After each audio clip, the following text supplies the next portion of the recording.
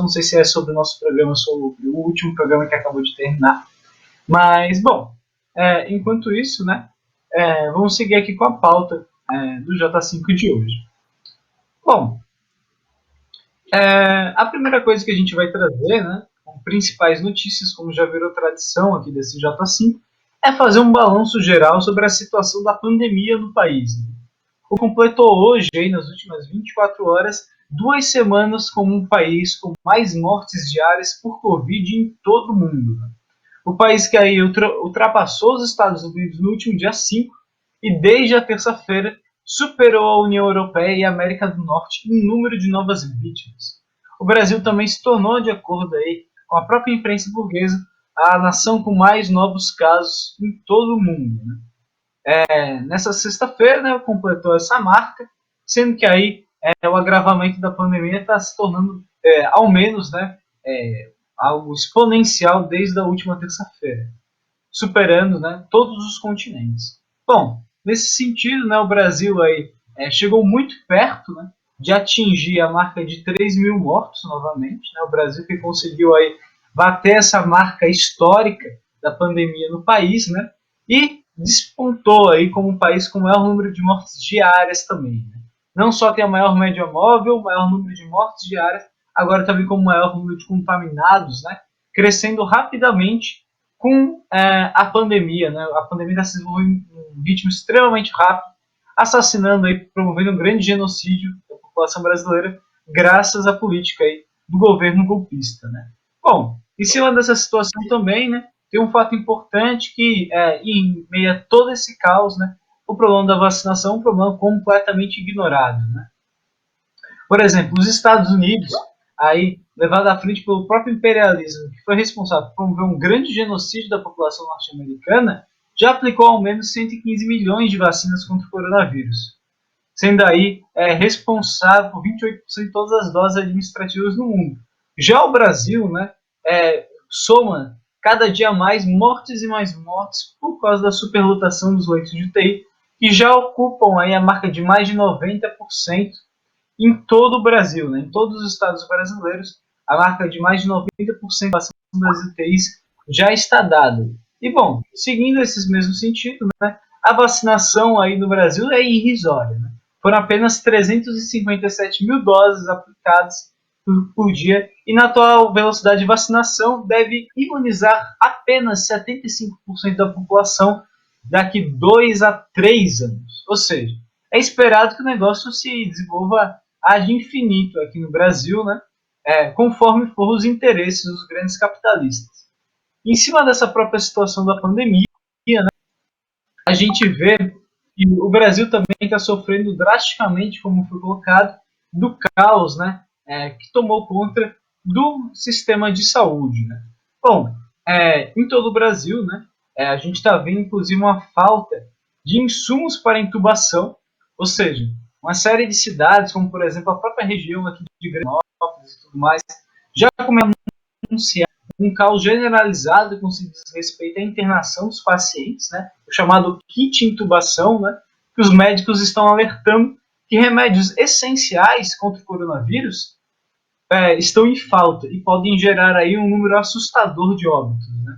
Foi revelado aí que em todo o país, né, os estoques de alguns medicamentos cruciais no tratamento de pessoas com graves sintomas aí, problemas graves com coronavírus, estão ficando aí num nível muito perigoso.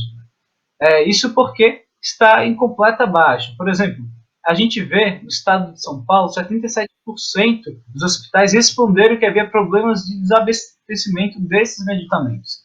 E para esclarecer, esse kit de intubação é o kit utilizado, né, ou seja, são uma série de remédios que são considerados insubstituíveis e são utilizados aí diretamente para manter a pessoa viva enquanto ela está entubada, né, nos hospitais. Se há uma falta desse medicamento, nem adianta, por exemplo, ter UTIs. É meio que como, por exemplo, você ter a vacina e não ter a agulha. Né? Você ter UTI sem que nem sequer tem uma estrutura para comportar as pessoas que aí estão necessitando ser encaminhadas, etc. Ou seja, a situação tende apenas a piorar aí essa falta de medicamentos, já não basta a falta de vacinas, agora a falta de medicamentos se torna um problema generalizado em todo o país. Bom, seguindo essa situação que a gente está vendo, né, eu passo a bola para o companheiro Renan falar um pouco mais a respeito, né, desse problema da pandemia no Brasil. O Brasil já superou a marca de 3 mil mortos, o recorde de 3 mil mortos, e cada dia que passa está cada vez mais se aproximando de uma média próxima a esse valor. Né? Agora a gente está vendo também o problema dos insumos de intubação e tudo mais. Bom, gostaria de passar a bola para o companheiro Renan falar um pouco mais a respeito. Arthur, apenas para, vamos dizer assim, salientar mais o que você está dizendo, né? Dar mais informações a esse respeito. Nós temos uma situação, você se referiu a esses medicamentos básicos aí, né? Mas também uma outra situação aí que está correndo risco é o próprio oxigênio, né? Diante do agravamento da situação de conjunto, isso aí é um outro problema que se apresenta e a gente tem que somar esse problema aí. O fato é o seguinte, que a falta de leitos, né, de emergência. Porque, na verdade, a gente vê aí, a maior parte dos estados brasileiros e aqui o Distrito Federal, o nível de internação, de lotação das UTIs destinadas à Covid, estão na casa aí dos 98%, 99%. Mas isso aí na verdade, é uma manipulação de informações. E quando você vai ver de perto aí, são centenas de pessoas em todos os estados que estão na fila de internação. Então, como é que você pode ter leito? Na verdade, eles estão segurando os leitos para aqueles casos que, na aparência, seriam os mais graves. Ou seja, é uma seleção de quem vai ou não vai morrer. Né? Esse é o ponto que a gente chegou. Né? Então, é uma situação dramática. Eu cito, e aí eu também corroboro com a questão que você levantou da vacinação, que para mim é passo de tartaruga, né? É interessante isso aí, porque nós já temos mais de 2 meses do início da vacinação, né? Os índices, obviamente, estão baixíssimos de vacinação no Brasil, e eu queria dar um dado que a gente discutiu aqui no último Panorama Brasil, que eu achei muito interessante, e que eu acho que reflete aí de conjunto a situação no Brasil, né? Que é o seguinte, no DF, por exemplo, nos primeiros 15 dias, o DF, quando, com 15 dias de vacinação, foi considerado pelo Estado brasileiro, a região do país, a região não, a unidade federativa do país, com o maior número de vacinados. Né? Então, naquele momento aí, em torno de 3% da população teria sido vacinada com a primeira dose. Da população do DF teria sido vacinada com a primeira dose. Depois disso, nos 45 dias seguintes, né, foi aplicada a mesma quantidade de vacina com a primeira dose. O que significa? Né? No caso do Distrito Federal, né, a velocidade com que estava sendo aplicada a vacina diminuiu enormemente. Né? E isso é o quadro nacional do país de conjunto. Né? Isso, os números aí, isso também sem contar o seguinte, né? Muitas denúncias estão surgindo aí, a pessoa toma a primeira dose, isso você pode ver pelos próprios números estatísticos, né? Toma a primeira dose, a segunda dose, que em algumas vacinas, né, como essa da Coronavac, que deveria ser aplicada aí em torno de 2 semanas depois, estão sendo aplicadas no período muito posterior, fora do prazo do que seria o tratamento regulamentar. Ou seja, não tem um controle, não existe aquela dose. Se a pessoa foi vacinada, não existe a segunda dose já planejada para ele tomar. Ou seja, é um descontrole absoluto. Né? Eu estava vendo aqui agora na imprensa, o governo acabou de anunciar aí que comprou. Deixa eu só ver se eu localizo aqui. Teria comprado, né? Porque tudo aqui a gente se coloca em dúvida, mas teria comprado 138 milhões de doses de vacina da Pfizer e da Janssen, para começar a ser entregues a partir aí do segundo trimestre, né? Tudo bem. Isso aqui vai ser diluído até o final do ano e tudo mais. Na verdade, aqui teria condição. Vamos supor que isso aqui seja fato, né? Vamos partir desse pressuposto. Primeiro que esse planejamento vai ser no decorrer de todo o ano, ou seja, no segundo, terceiro e quarto semestres do ano, né? Vai ser diluída essa entrega dessas vacinas, né? Depois, tem muitas outras vacinas aí, como a própria Sputnik, né? Que por conta de interesses políticos aí, não estão sendo também colocadas, não existe o governo usa o problema da ideologia para barrar, inclusive, né, a, a vacinação, a compra de vacinas para o país. Né? Quer dizer, é uma situação é um Estado, né, e aí nós temos que, obviamente, acreditar, debitar na conta do Bolsonaro isso aí, mas não só do Bolsonaro, né? Isso é uma política de conjunto dos governos estaduais, todos eles aí, inclusive. Se você for ver aí, por exemplo, no estado por estado, a população que está sendo vacinada com a primeira dose aí está na faixa dos 70 anos de idade, 72 anos, né? Quer dizer, significa o que isso aí? Que até chegar, né, que a vacina seja popularizada no Brasil vai demorar muito tempo, mas muito tempo mesmo. E, obviamente, aqui é uma corrida contra o tempo. A situação está agravando enormemente, os governos também não têm uma política para isso aí, montam uns arremedos aí de lockdown, né? Quando, por exemplo, esse absurdo de dizer que o problema está na circulação das pessoas à noite, você vai combater o vírus impedindo as pessoas de circularem à noite, quando não se tem nenhuma política, né, para os milhões e milhões de trabalhadores que diariamente acessam aí os metrôs, os ônibus, superlotados em cada cidade, né? Quer dizer, não é o problema quer dizer, na verdade, assim, né, é uma situação assim de conjunto meio que assim, ao Deus dará, né? Vamos fazer a coisa e em algum momento vai haver uma estabilidade. O problema é que no decorrer nós estamos caminhando para 300 mil mortes oficiais.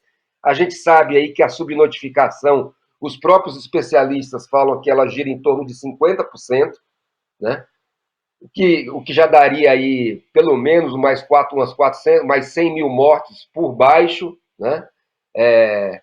Então, assim, nós estamos caminhando para uma política é um genocídio, na verdade, né? Nós vamos ter daqui a pouco, não vai demorar muito, vamos chegar a 1 milhão de mortos, né? Os dados que o Arthur apresentou comparativamente com outros países do mundo assim, é uma verdadeira. É um desprezo, mostra um desprezo absoluto, né, dos governos federal, mas também dos estaduais, que também não fazem nada, né, diante dessa gravíssima situação que o país está. A pior situação, em muito, mas em muito mesmo, já superou aqui qualquer outra pandemia que tenha entrado no país, como, por exemplo, a gripe espanhola, proporcionalmente, né? Considerando em termos proporcionais, a gripe espanhola aí no início do século XX, né? Devolvo para você. Bom, exato. E para completar aí os dados dessa catástrofe, por exemplo, só o estado de São Paulo, né? O governo tucano já admite que o estado pode chegar a 800 mortes por dia. Ou seja, números aí verdadeiramente assustadores, que inclusive antes representavam aí a média de mortes diárias em todo o país. Né? Agora a gente está vendo isso poder chegar em apenas um estado, esse nível aí catastrófico no número de mortes. Né? E em cima dessa toda essa situação, ainda por cima a gente está vendo, né, que a própria pandemia está se desenvolvendo tão rapidamente que antes o que era colocado como um negócio que é improvável, agora acontece na maior velocidade, que é a morte da população jovem aí pelo coronavírus. Né? Saiu notícias na imprensa burguesa anunciando, né, a morte de jovens de 22, 25 anos, etc., à espera aí de leito de UTI numa série de locais só do estado de São Paulo, né? Já demonstrando que a pandemia, né, inclusive a média de idade da pandemia decaiu muito e chegou para absolutamente toda a população. Vai lembrar que ainda por cima o estado de São Paulo é o estado que impulsiona o volta às aulas presencial, né? O principal, João Dória foi o principal nome dessa campanha a nível nacional, e a gente vê os resultados aí, seja na morte de professores e alunos em todo o país, em todo o estado. Né? Bom, esse é um resultado que já era de se esperar dessa campanha de genocídio, e a gente tem ver com certeza, né, como o companheiro Renan colocou, que a tendência é que esses números apenas aumentem aí nas próximas semanas. Né? É muito possível que pelo menos 500.000 de mortos o Brasil consiga atingir com certa facilidade ainda nos próximos meses. Né? Bom, seguindo a nossa pauta de hoje, temos agora também algumas notícias, né, a nível internacional, que está falando a respeito principalmente da ação do imperialismo. Né? Uma recente notícia que saiu, né, a gente falou um pouco mais no último programa no J5 sobre a ação do Biden, né, na Síria, contra o Irã e tudo mais. E agora a última ação que foi divulgada é que os Estados Unidos, né, estão aí numa política de pressão, né, no Afeganistão, podendo levar, né, com o governo Biden, o conflito, né, os conflitos internos a apenas aumentarem. Inicialmente, os Estados Unidos deveriam retirar suas tropas, né, até o dia 1º de maio, porém a situação, ao que tudo indica, né, não é bem isso que vai acontecer na prática. Né. Nessa própria sexta-feira, né, em Moscou, Abdul Ghani Baradar, que é o chefe do escritório político do Talibã, em Doha, capital do Catar, colocou caso os Estados Unidos resolva violar o acordo existente, isso implicará numa resposta aí, contundente do país contra o imperialismo. Né? As recentes informações indicam aí que o governo de Joe Biden, na realidade, não está muito afim de tirar as tropas norte-americanas do Afeganistão e pensa em colocar por mais 6 meses do que o previsto no acordo inicial feito com o país, né, anos atrás. Bom, nessa mesma questão, né, houve aí essa declaração do secretário do Catar, já dando a declaração da política contra o imperialismo, mas dá para ver muito claramente que com o governo Biden, né, o governo democrático, o governo humanitário de Joe Biden, na realidade está impulsionando a todo vapor uma política aí imperialista, né, de invasão, inclusive, dos países atrasados. Essa ação no Afeganistão já é uma ação conhecida há muitos anos, né? As invasões ao Afeganistão promovidas pelo imperialismo resultaram já em milhares e milhões de mortes durante toda a história, principalmente as últimas décadas, né? E a gente está vendo agora, né, que mesmo após um acordo, né, depois de anos aí de guerra, de genocídio da população afegã, ao que tudo indica, o Biden pode resolver mudar por conta própria de ideia e permanecer com as tropas imperialistas no Afeganistão. Nesse mesmo sentido, dos países atrasados, né, saiu aí uma notícia recente a respeito da Rússia, né, que foi uma declaração, né, ligada justamente a todos esses problemas que a gente está colocando, a pressão do imperialismo, a ação, né, da OTAN, principalmente ali na região do leste europeu, e a Rússia declarou, né, está pronta aí para o pior, se, de acordo com eles, houver uma nova Guerra Fria contra os Estados Unidos. Né? Moscou despachou, né, uma série de submarinos contra o exército da OTAN após aí o Joe Biden, né, chamar o Putin de assassino. Aí teve essa declaração na quarta-feira. O presidente norte-americano Joe Biden levou com força o tom aí contra o presidente russo, né? E falou, inclusive, uma frase que a própria imprensa burguesa admite, que é uma frase que não foi dita nem durante a Guerra Fria, né? Nem durante aí os momentos de grande tensão entre a União Soviética e o imperialismo norte-americano. Né? O Joe Biden aí chamou o Putin de assassino, né? O governo Putin, o próprio Putin seria assassino, o que é um grande cinismo, né? Porque tanto o Biden quanto o governo imperialista são os principais assassinos, genocidas em todo o mundo. Né? A gente viu aí a situação no Afeganistão, teve a invasão na Síria, teve as bombas, por exemplo, contra bases do Irã e tudo mais. Ou seja, quem é o verdadeiro assassino, genocida, é justamente o Biden e todo o imperialismo norte-americano. Né? Mas como tem muita propaganda, como tem um grande cinismo aí o governo imperialista, o próprio Putin está sendo chamado de assassino pelo presidente dos Estados Unidos, né? Essa ação, né, já deixa claro, né, que o próprio imperialismo norte-americano está buscando adotar uma ação mais ofensiva contra os países atrasados, né? Inclusive, está sendo organizado, né, foi colocado que na frota do Mar Negro, né, ali na região da Crimeia, né, foi despachado aí 6 submarinos de ataque ao mesmo tempo, algo também inédito, né, foi feito aí pelo governo russo. Isso porque justamente o exército da OTAN, né, liderado agora pela Romênia naquela região, tem atualmente 18 navios de guerra, 10 aviões e 2.400 militares de 5 países que fazem parte, né, da OTAN. Essa situação já é vista, né, como uma situação em potencial para desenvolver o conflito contra a Rússia, né, que é uma política que o Biden está seguindo a todo vapor desde que iniciou seu governo. Bom, a respeito dessa questão da Rússia, Afeganistão, e também já peço para o companheiro Renan falar um pouco mais sobre a questão do Reino Unido, né, que impôs uma nova lei contra os protestos populares. Eu passo agora para o companheiro Renan fazer os comentários aí a respeito dessa política do imperialismo em todo o mundo. É, reforçando aí, né, o que você já colocou, eu acho que um problema central que foi motivo aí de acobertamento pela própria esquerda, né, uma parcela considerável da esquerda no Brasil, né, que apoiou o Joe Biden aí, né, nas eleições passadas norte-americanas, justamente, né, baseado na ideia de que o Trump seria o mal maior, né?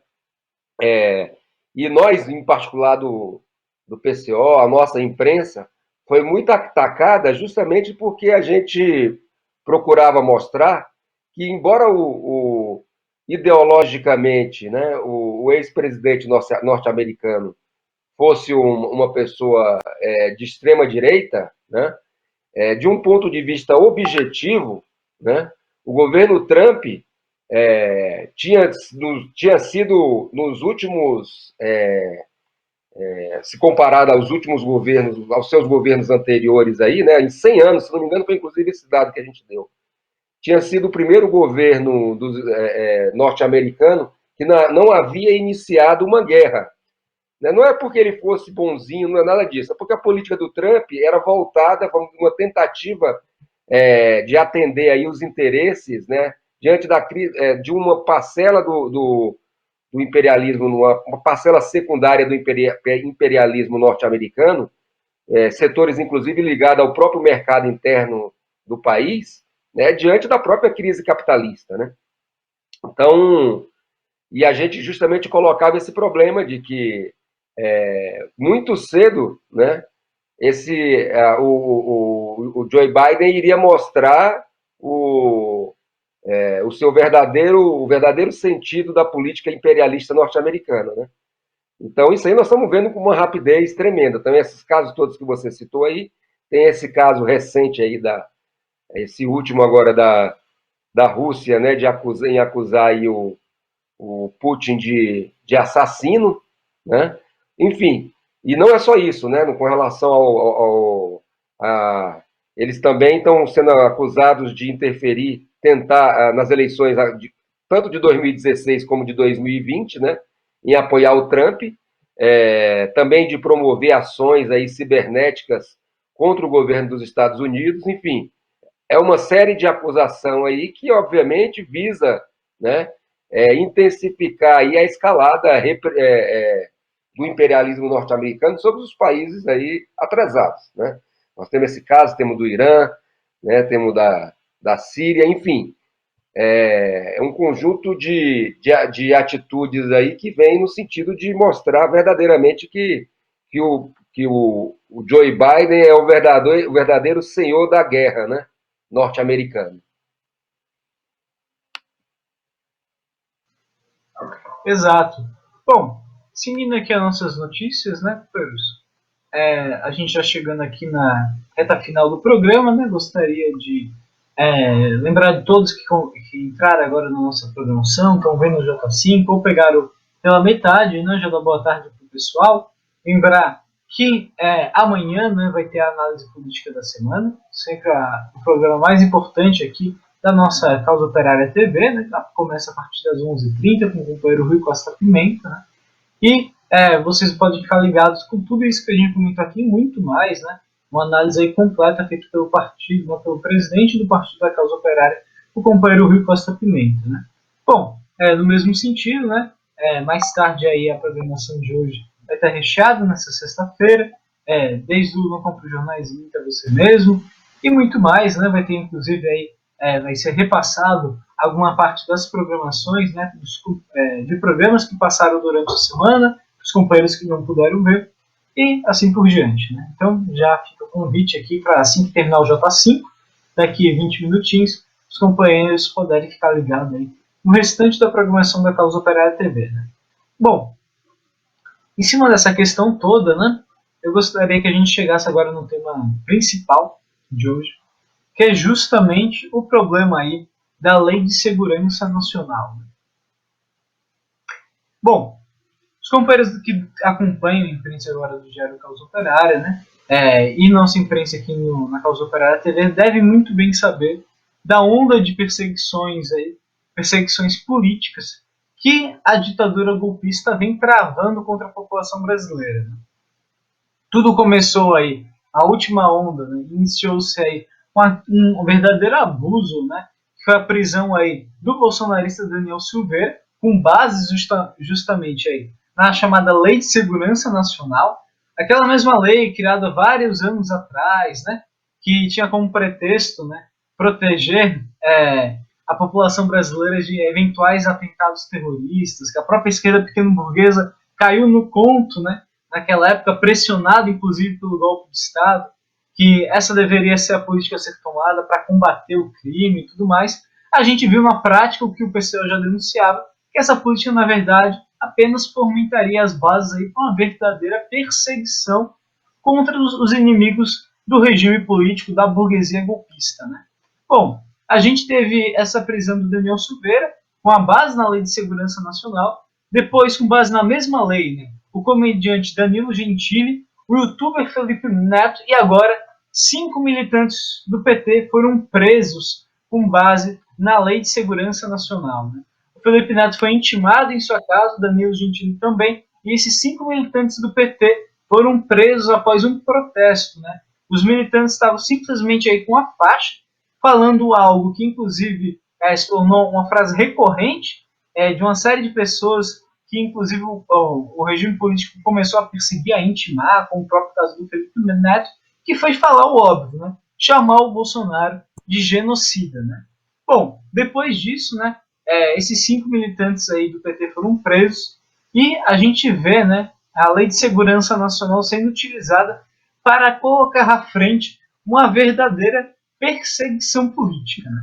Eu acho que o mais importante para a gente colocar, né, que essa lei aí que foi outorgada, né, na época pelo general Figueiredo, né, ela tem como função apenas abrir as portas para a perseguição, né, da oposição ao regime golpista. Né. A gente já vê na prática isso acontecendo e precisa ser denunciado dessa Lei de Segurança Nacional primeiro. Não é segurança para absolutamente nada e, mais fundamental, é uma lei amplamente antidemocrática. Né. Foi criada justamente pela ditadura para esmagar aí os direitos políticos de toda a população. Né.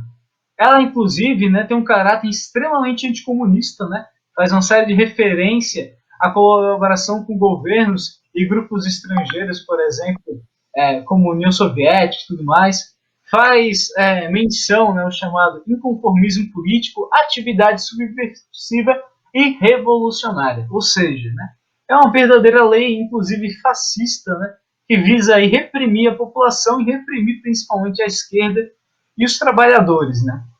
No passado, né, muitos setores aí da esquerda pequeno-burguesa, né, caíram aí nessa grande demagogia, dizendo que o uso da Lei da Segurança Nacional não fazia diferença nenhuma. Né. Afinal, sempre seria usada contra a esquerda. mas a realidade mostrou que, na prática, né, essa lei se tornou a principal forma hoje, a principal desculpa aí para se perseguir os militantes da esquerda, prenderem aí sem nenhuma razão, né, simplesmente prenderem com base numa lei, que é uma lei não só anticomunista, como uma lei totalmente, né, fascista e antidemocrática. Né?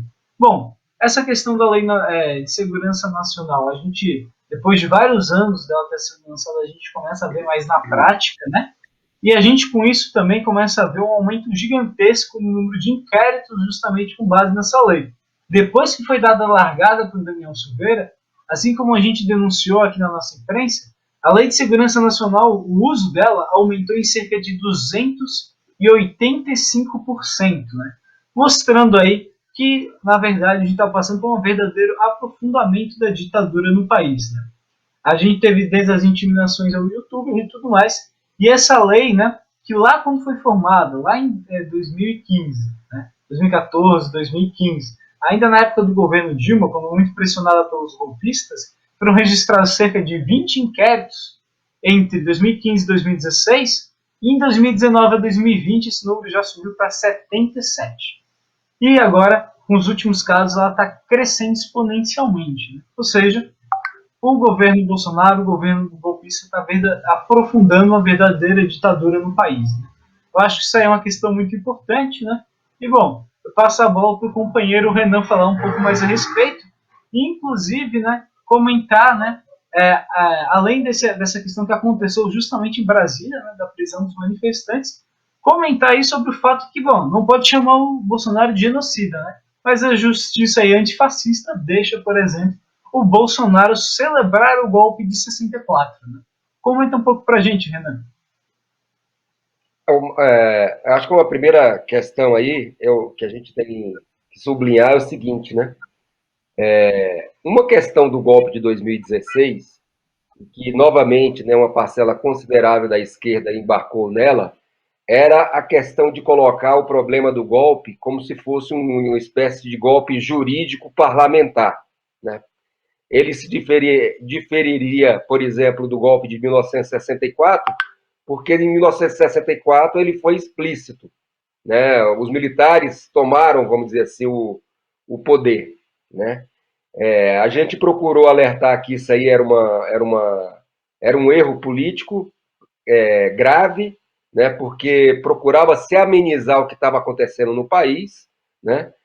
Que justamente é o seguinte, tinha sido um golpe diferente, mas ele tinha sido um golpe com o apoio dos militares, né? E isso não queria dizer também que não evoluísse, né? Que a tendência dele, o objetivo desse golpe em si, era inclusive evoluir para uma condição de ditadura militar, né? Essa questão da Lei de Segurança Nacional é um instrumento disso aí. Não apenas isso, né?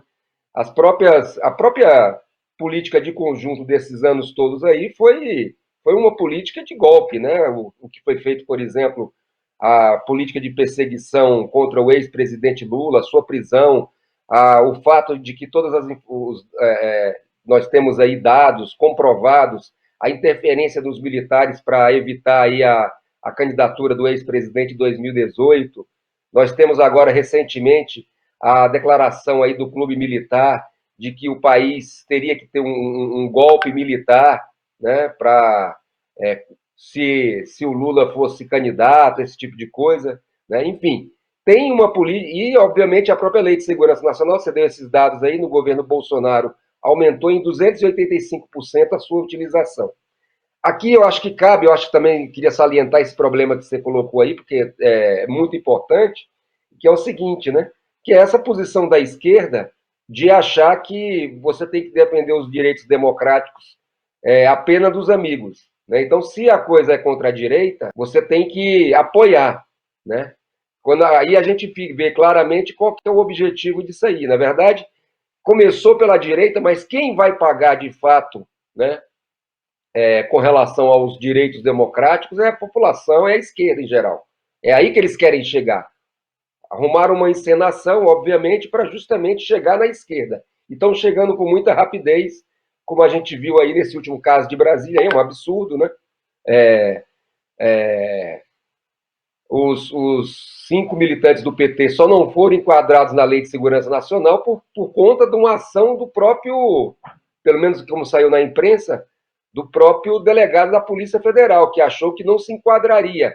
Mas se a posição dele fosse outra, né, os 5 rapazes aí já estariam enquadrados na Lei de Segurança Nacional. Né? Essa lei é uma excrescência, é da ditadura militar, é do último, como você citou, de 1983, né? Enfim, é a política de avanço do golpe, e aí a gente tem esse último, essa última informação que você deu aí, sobre a justiça, né, ter liberado as comemorações do golpe de 64, né? Isso aí tinha sido objeto de uma ação da esquerda aí, se não me engano, de uma parlamentar do PT, não sei ao certo, por conta aí das comemorações do ano de 2018, 18 não, 19, né? E no primeiro momento ela tinha sido acatada pela justiça e agora isso aí foi revertido, né? Quer dizer, os militares estão aí, os militares, a direita, Bolsonaro. Bom, nós temos que lembrar, porque é sempre importante a gente frisar, que o golpe de militar, que o golpe de 64, a ditadura militar, a base de apoio dessa ditadura foi justamente esses outros partidos hoje que se apresentam aí como ditos democráticos, né? De centro e etc e tal, né? Ao estilo do DEM, né? Ao estilo do MDB, né? Que eram os partidos reconhecidos pelo regime militar da ditadura, né? Era o MDB e a antiga Arena, né? Então, vale salientar isso aí. Mas o fato é isso, que a direita está preparando manifestações aí para o dia 31 e a esquerda tem a obrigação de preparar contra-atos. Né? Não dá para a gente deixar a direita na rua, ficar comemorando a ditadura militar, a ditadura assassina, de estilo fascista, fazendo propaganda disso, e a esquerda ficar vendo aí como se não tivesse nada a ver com ela. Né? Isso aí é uma propaganda, obviamente, ideológica, é uma campanha de conjunto que diz respeito ao avanço do golpe no país. Apenas para resgatar aqui, quem não lembra das famosas palestras do então general Hamilton Mourão no Clube Militar e em várias entidades de direita, ainda em 2014, 2015, né, 2016, em que ele falava da aproximação sucessiva, né? É aquela política de você ir ganhando terreno, né? Isso aí é um jargão aí dos militares, né? Então, isso aí é o que está acontecendo hoje. Enquanto isso, o que você vê é uma absoluta paralisia da esquerda, como se nós estivéssemos vivendo nos melhores dos mundos, né?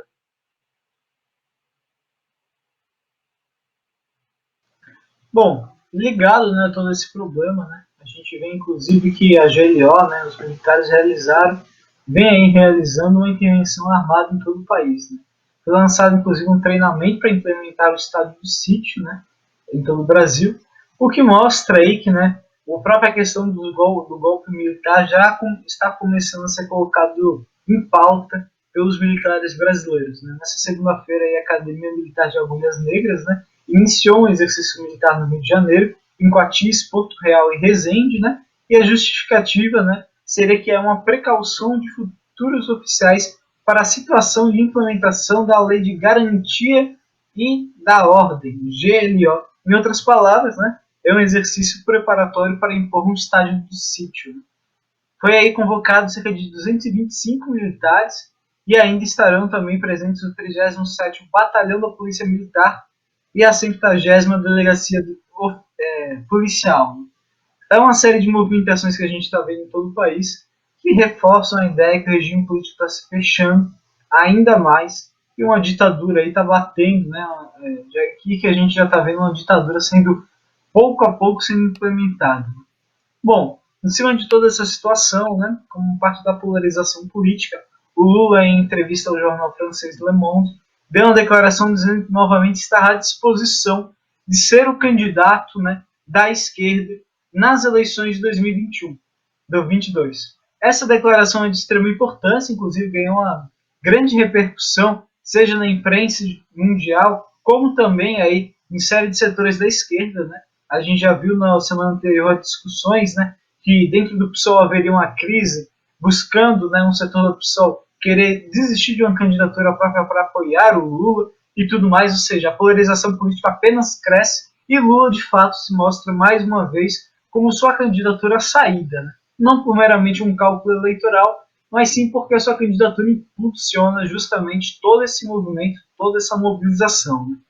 Em contrapartida, né, o centrão, né, a direita golpista, o principal setor da burguesia brasileira, tenta manobrar a todo custo, né, primeiro, tentando impedir que o Lula saia como candidato, voltando com seus processos, buscando tornar ele inelegível novamente, caçando de forma antidemocrática seus direitos políticos, né, e o FHC também, que é um dos principais líderes, né, do centro político, né, declarou aí que poderia inclusive estar disposto a rifar o próprio PSDB, que ele inclusive prefere que não seja, né, o próprio PSDB, e estaria disposto a apoiar qualquer um contra os extremos. Né?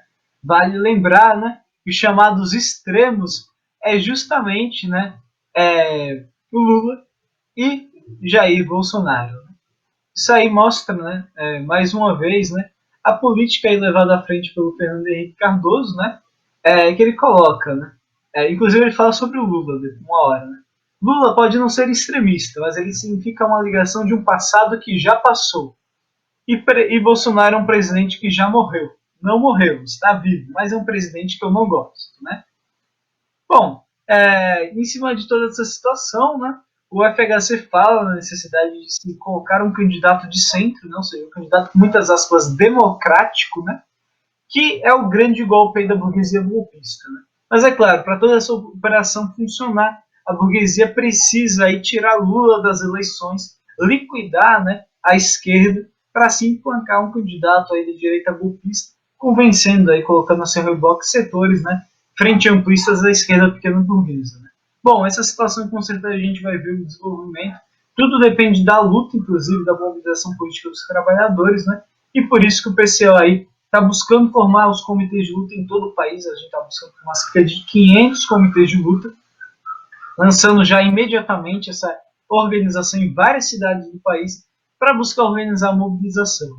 Então, por exemplo, no Distrito Federal, São Paulo, Rio de Janeiro, Santa Catarina, né, cidades como Florianópolis, Palhoça, todas elas já têm comitês de luta aí formados, etc., que a gente está buscando organizar justamente essa luta em defesa do ex-presidente Lula. Né? Bom, o J5 já está terminando, né, a gente já chegou nos minutos finais. Eu passo a bola para o companheiro Renan só para ver se ele tem algum comentário final que ele gostaria de acrescentar e para a gente já terminar o programa de hoje. Aqui, rapidamente, só reforçar essa questão, essa entrevista do Fernando Henrique Cardoso, em que ele falou que o Lula representa o passado, foi a mesmíssima declaração dada pelo vice-presidente Mourão há alguns dias atrás. Né? Você vê que a política da direita, a política da extrema-direita, toda ela, do Lula, nem pensar sendo candidato. Né? E eles vão tentar, obviamente, impedir por todos os meios possíveis, necessários, que isso se concretize. O que coloca, obviamente, que só há uma maneira, né, de garantir aí a candidatura do Lula, não simplesmente a mobilização popular.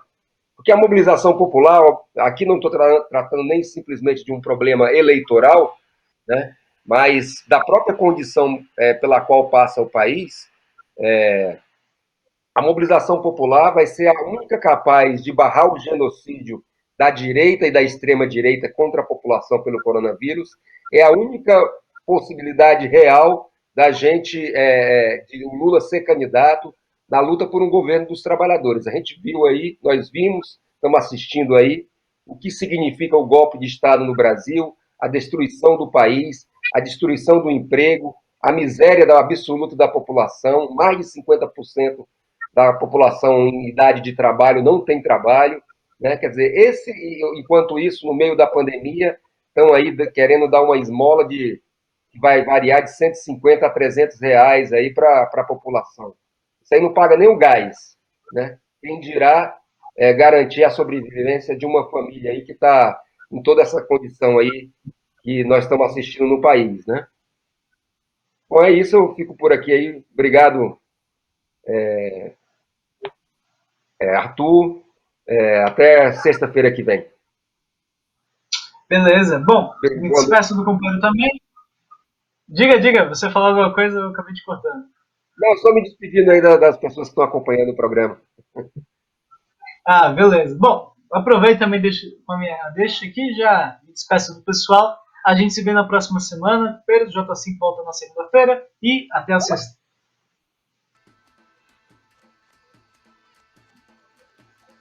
Valeu, Arthur. Valeu.